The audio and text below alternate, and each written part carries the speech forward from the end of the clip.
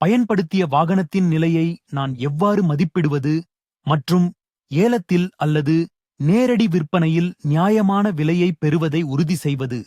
எப்படி பயன்படுத்திய வாகனத்தின் நிலையை மதிப்பிடுவது மற்றும் ஏலத்தில் அல்லது நேரடி விற்பனை மூலம் நியாயமான விலையை பெறுவதை உறுதி செய்வது பல படிகளை உள்ளடக்கியது.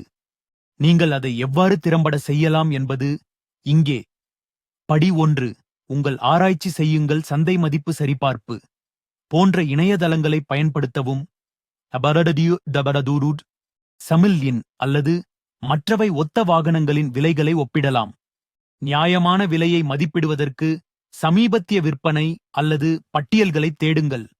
வாகன வரலாறு அறிக்கை, ஏதேனும் விபத்துகள், தலைப்புச் சிக்கல்கள், சேவை வரலாறு மற்றும் முந்தைய உரிமையை சரிபார்க்க கார்ஃபேக்ஸ் அல்லது ஆட்டோ செக் போன்ற சேவைகளை பயன்படுத்தி அறிக்கையை பெறவும்.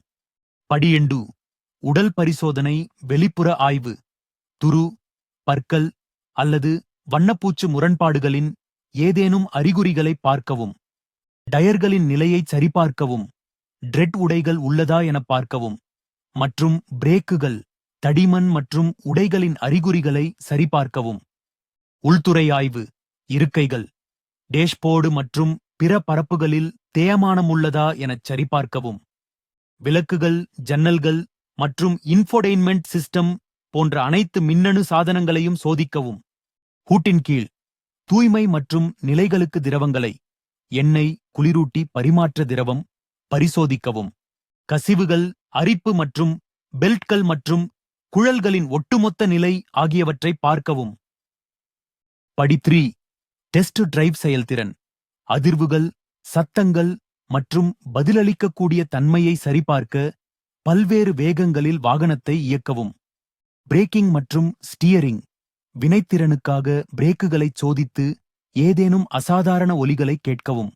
திசை மாற்றி மென்மையாகவும் சறுக்காமல் இருப்பதையும் உறுதிப்படுத்தவும். படி 4. பேச்சுவார்த்தைக்கு தயாராக இருங்கள். சிக்கல்களை அடையாளம் காணவும். உங்கள் பரிசோதனையின் அடிப்படையில் ஏதேனும் பழுதுபார்ப்பு அல்லது பராமரிப்பு தேவை என்பதை அடையாளம் காணவும். உங்கள் கண்டுபிடிப்புகளை பயன்படுத்தவும். நியாயமான விலைக்கு பேச்சுவார்த்தை நடத்த உங்கள் ஆய்வு மற்றும் சந்தை ஆராய்ச்சியின் தகவலை பயன்படுத்தவும். படி 5. ஏல விதிமுறைகளை புரிந்து கொள்ளுங்கள். எங்கே உள்ளது போல் ஏல வாகனங்கள் அப்படியே விற்கப்படுகின்றன என்பதை நினைவில் கொள்ளுங்கள். அதாவது, வாங்கிய பிறகு ஏற்படும் பழுதுகளுக்கு நீங்களே பொறுப்பாவீர்கள். எனவே இதை உங்கள் ஏல உத்தியில் சேர்த்துக் கொள்ளுங்கள். கட்டணத்தை அறிந்து கொள்ளுங்கள்.